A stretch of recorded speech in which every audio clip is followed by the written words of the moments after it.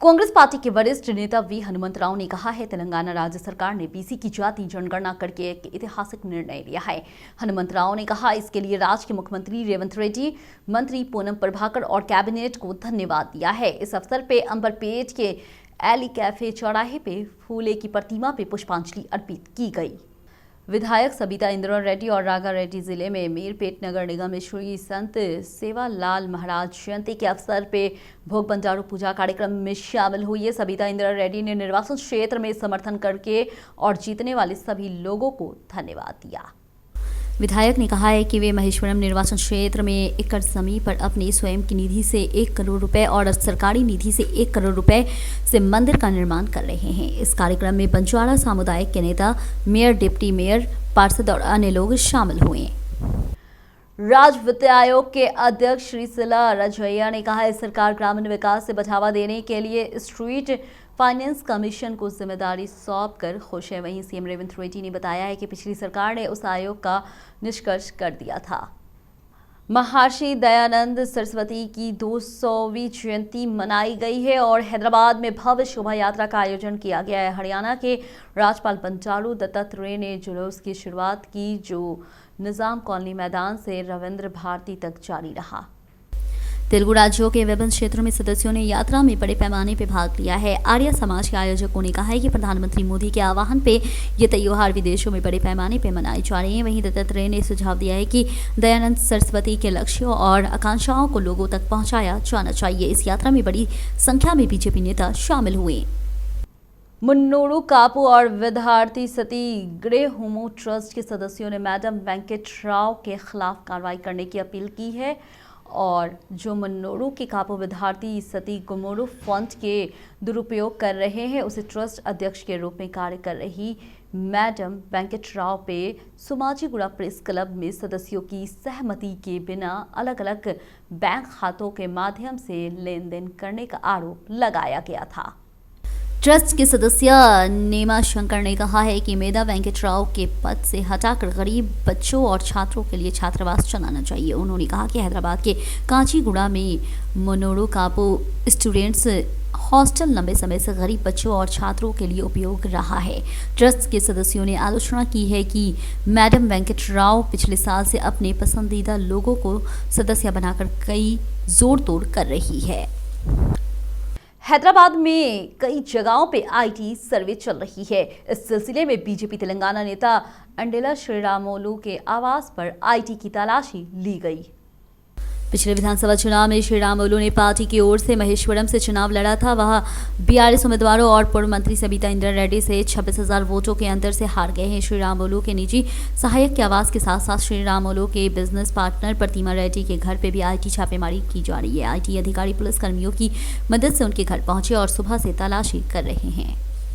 यह ज्ञात है कि तेलंगाना राज्य विधानसभा में बीसी व्यापक जाति गणना प्रस्ताव को सर्वसम्मति से मंजूरी दे दी गई थी। इस अवसर पे बीसी पॉलिटिकल जेएसी के तत्वाधान में गन पार्क में शहीद स्तूप सीएम रेवंत रेड्डी और बीसी कल्याण मंत्री पूनम प्रभाकर नेताओं ने चित्रों पे अभिषेक किया।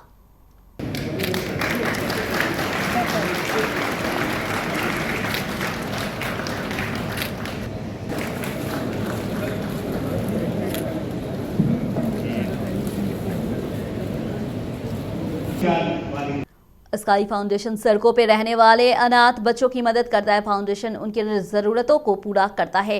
इस कार्यक्रम में स्काई फाउंडेशन के तत्वाधान में तारक नाका और अन्य क्षेत्रों में सड़कों के किनारे फुटपाथ पर रहने वाले अनाथों और बेघरों की पहचान की गई है और उन्होंने कपड़े और भोजन वितरित किया गया। स्काई फाउंडेशन के अध्यक्ष संजीव कुमार ने कहा है कि हम गरीब लोगों को सेवा करके खुद को भाग्यशाली महसूस करते हैं। सभी अपने अपने तरीके से गरीबों की मदद करने को कहा गया है। उन्होंने सरकार के बेघरों पर विशेष ध्यान देने और रोजगार के अवसर पर जोर उन्हें नई जिंदगी देने की योजना लागू करने की अपील की है। वहीं अध्यक्ष डॉक्टर वाई संजीव कुमार, उपाध्यक्ष ओ पावनी व अन्य ने भाग लिया। मल्ला रेड्डी सेवा ट्रस्ट ने बेनाला गीता प्रवीण के निर्देशक में उपल चिल्का नगर डिवीजन में एक मुफ्त मेगा चिकित्सा शिविर का आयोजन किया गया है। मल्ला रेड्डी सेवा ट्रस्ट और हिल सिटी के अध्यक्ष भद्र रेड्डी और उपल विधायक बंडारू लक्ष्मण रेड्डी ने मुख्य अतिथि के रूप में भाग लिया और गरीब लोगों को मुफ्त दवाएं वितरित की। ఇది అయిపోయినాక పేపర్ మాత్రం ఇది అయితే నువ్వు ఇచ్చుకోగలవు.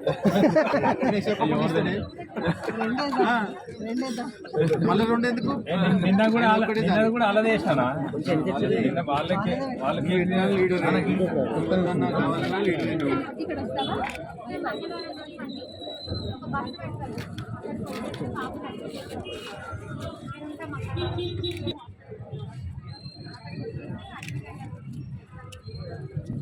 పైసలకు ఎక్కువ కొట్టుకుంటున్నట్టు.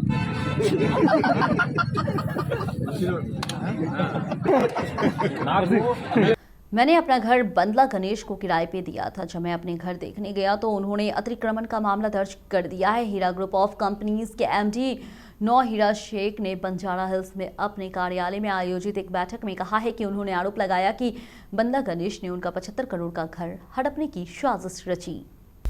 उन्होंने अपना दुख व्यक्त करते हुए कहा है कि तथ्यों को पता लगाने गए क्योंकि उन्हें पता चला है कि घर पर असामाजिक गतिविधि की जा रही है और जब वे वहां थे तो पुलिस आई और मामला दर्ज किया है। उन्होंने कहा कि बंदला गणेश पहले ही राजनीति नेताओं को जानने का दावा करते हुए फ़ोन कर चुके हैं। वहीं पुलिस ने कहा है कि बंदला गणेश ने घर पर 11 महीने का फर्जी किराया समझौता किया था और सुप्रीम कोर्ट के आदेशों के बावजूद पुलिस ने इसे नज़रअंदाज कर दिया था। वहीं नौहिर शेख ने कहा कि वह फिल्मनगर पुलिस के व्यवहार की शिकायत डीजीपी से करेंगे।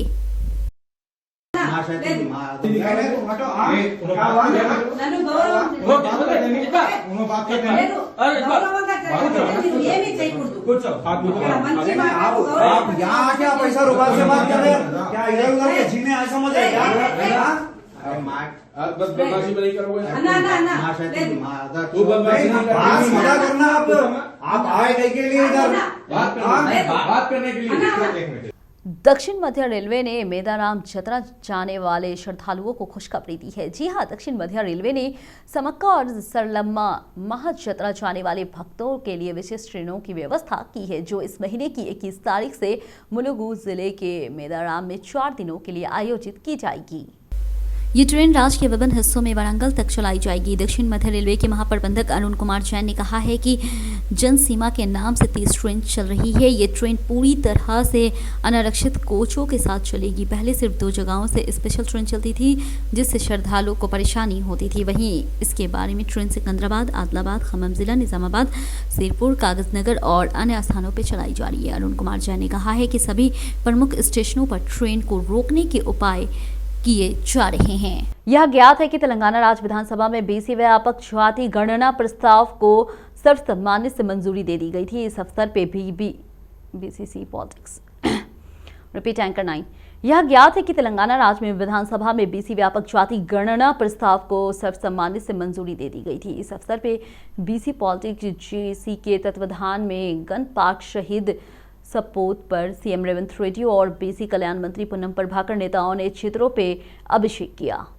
जैसे कि प्रदेश अध्यक्ष रचाला युगाधर गौड़ ने कहा है कि देश के प्रधानमंत्री बीसी जातिवादी हैं। उन्होंने कहा कि कांग्रेस पार्टी ने चुनाव घोषणा पत्र के अनुरूप राज्य में जाति गणना के लिए विधानसभा में प्रस्ताव पारित किया है। उन्होंने कहा कि प्रगति भवन का नाम बदलने पर उन्हें खुशी हो रही है। महात्मा ज्योतिराव फुले उन्होंने कहा कि सरकार हर विधानसभा क्षेत्र में एक बीसी गुरुकुल स्कूल स्थापित करेगी ताकि बीसी छात्र शिक्षा के क्षेत्र में आगे आ सकें। रंगारेड्डी जिला के महेश्वरम निर्वाचन क्षेत्र के कांग्रेस प्रभारी किशनगिरी लक्ष्मण रेड्डी की उपस्थिति में मीरपेट नगर सेवक नरेंद्र कुमार सहित कई नेता कांग्रेस में शामिल हुए हैं। इस अवसर पे किशनगिरी लक्ष्मण रेड्डी ने बात की।